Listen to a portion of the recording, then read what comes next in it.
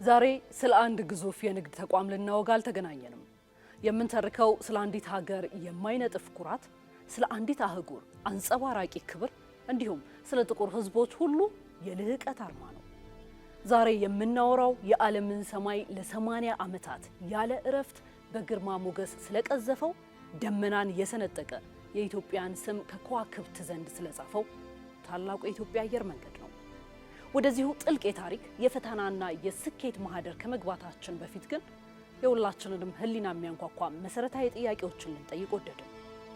ለመሆኑ ለአንድ ተቋም ለ8 አስርት ዓመታት በከፍታ ላይ መቆየት ምን ማለት ነው?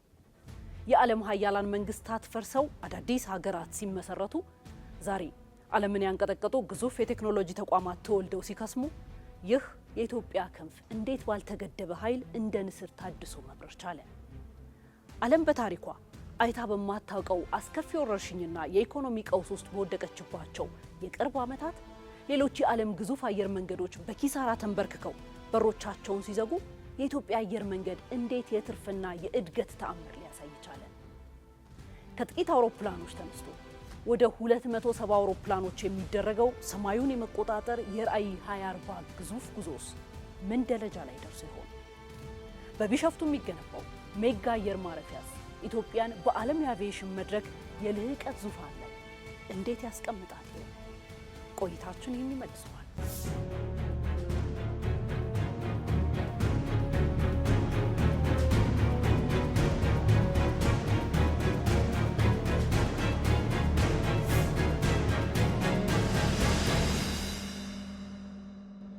የኢትዮጵያ አየር መንገድ በምድር ላይ የገነባው መሰረተ ልማት፣ በሰማይ ላይ ያሰማራቸው ብረት ለበስ እርግቦች፣ ያፈራው በርካታ የሰለጠነ የሰው ኃይል እንዲሁም በፈተና መሃል ያሳየው የማይበገር ጽናት ተደማምረው አየር መንገዱን በዓለም አቀፍ ደረጃ ቀዳሚና ተመራጭ አድርገውታል። ይህ በብዙ ፈተናዎች ወደ ከፍታው የተንደረደረው አየር መንገዱ ታዲያ እነሆ 80 ዓመታት ሞልተውታል። 80 ዓመታት።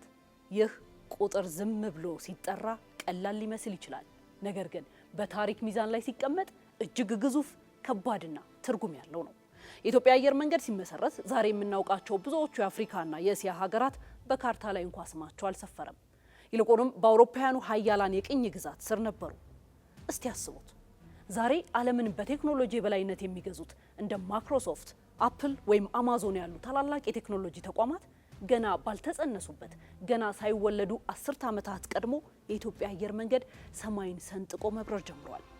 ሁለተኛው የዓለም ጦርነት አብቅቶ ዓለም ገና ከፍርሃቷ ሳትላቀቅ ቁስሏን እያከመች በነበረችበት በዚያ ታሪካዊና ፈታኝ ወቅት ኢትዮጵያ ለጥቁር ሕዝብ ሁሉ የነጻነት ፋና ወጊ በመሆን የራሷን አየር መንገድ አቋቁማለች። አብዛኞቹ የአፍሪካ ሀገራት ነጻነታቸውን ሳያገኙ በነበረበት በዚያ ጨለማ ዘመን የኢትዮጵያ አየር መንገድ ግን አረንጓዴ፣ ቢጫ፣ ቀይ የነጻነት ሰንደቅ ዓላማን በሰማይ ላይ በግርማ ሞገስ እያውለበለበ እኛም እንችላለን የሚል የብርሃን ተስፋን ዘራ።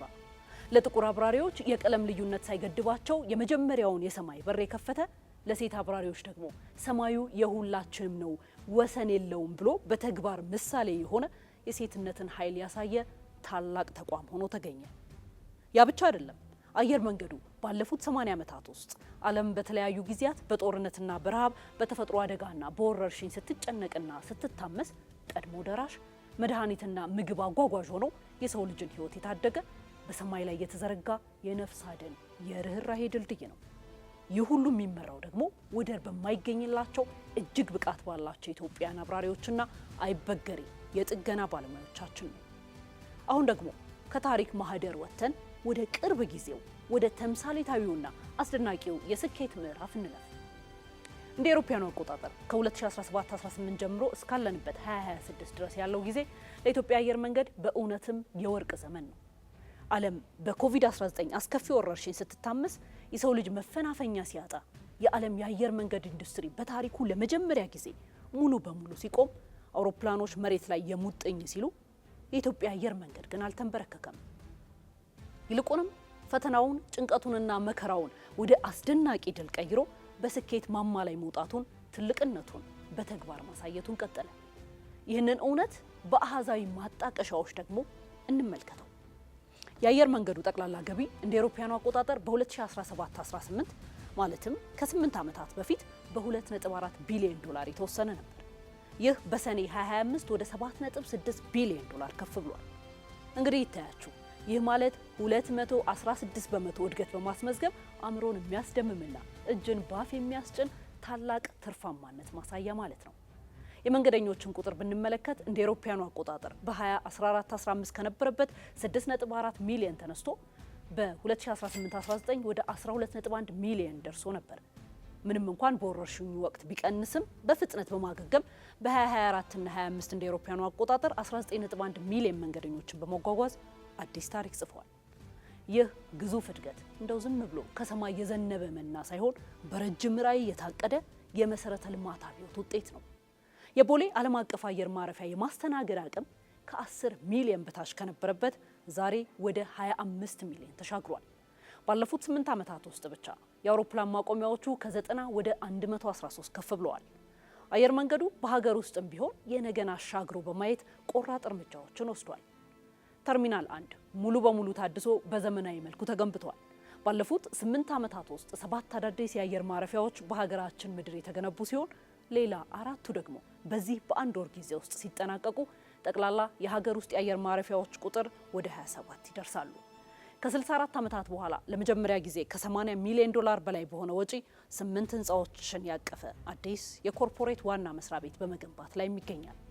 በተጨማሪም ከ1000 በላይ ክፍሎች ያሉት ባለ 5 ኮከብ ስካይላይት ሆቴል የዓለም መሪዎችን የሚያስተናግደው የቪአይፒ ተርሚናልና የኢኮሜርስ ማዕከል የኢትዮጵያን ዘመናዊነት ለዓለም ነጋሪዎች ናቸው።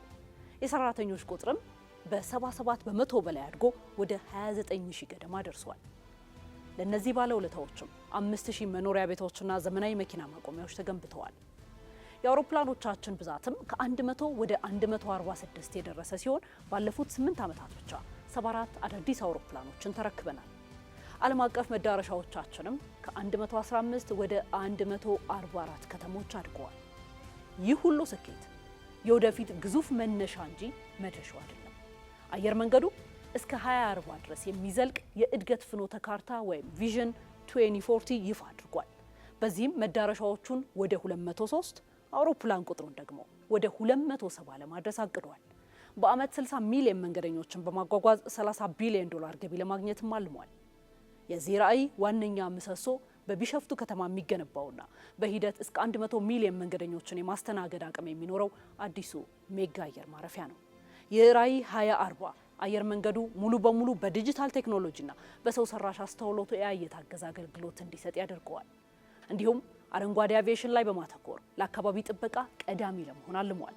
በሆቴል፣ በቱሪዝም፣ በማምረቻና በዓለም አቀፍ አቪዬሽን ዩኒቨርሲቲው አማካኝነት ኢትዮጵያ የአህጉሪቱ የእውቀት ማዕከልም ያደርጋታል። እናም የኢትዮጵያ አየር መንገድ ታሪክ የጽናት ታሪክ ነው። 80 ዓመታት ሙሉ በከፍታ ላይ መንገስ ማለት ምን ማለት እንደሆነ ዛሬ በአሃዝና በተጨባጭ እውነታዎች አይተናል። መግቢያችን ላይ ያነሳናቸው ጥያቄዎች አሁን ምሉ ምላሽ አግኝተዋል።